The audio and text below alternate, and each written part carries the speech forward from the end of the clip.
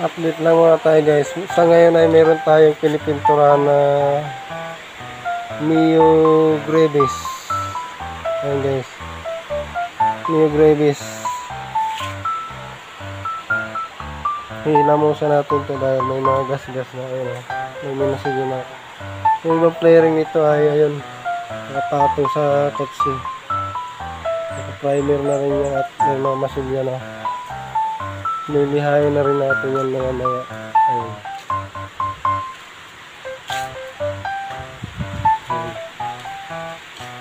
Ayun na, update lang muna tayo.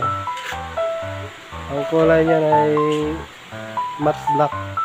Matte black lang.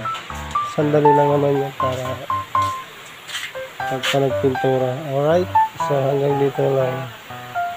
Bye bye. Ito na siya guys, yung Mio Gravis. Napintura na natin. Ayan.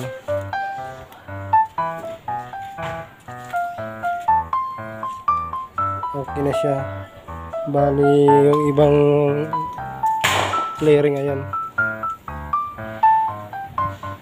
Yung sa ibabaw yung iba. Ayan.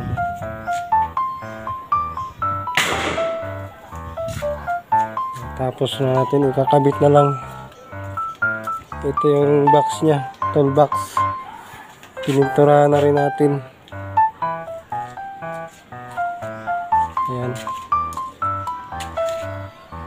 Bali pa, medyo pa to. Pagka na to, ikakabit na rin natin to. Alright, so hanggang dito na lang. Bye bye. Guys, naikabit na natin yung mga flaring. Buo na siya guys. Ang kulay niya ay matte black. Matte black lang siya kaya hindi siya masyadong glossy. Ayan. Ikabit na rin natin yung ano ng sticker pa ay tape. Di pa natanggalan ng tape. Pero okay na yun. Maganda na siya. Kompleto na. Buo na siya. Ayan. Ayan guys. Ang motor na to ay Yamaha Mio Gravis. Yamaha Mio Gravis. Alright.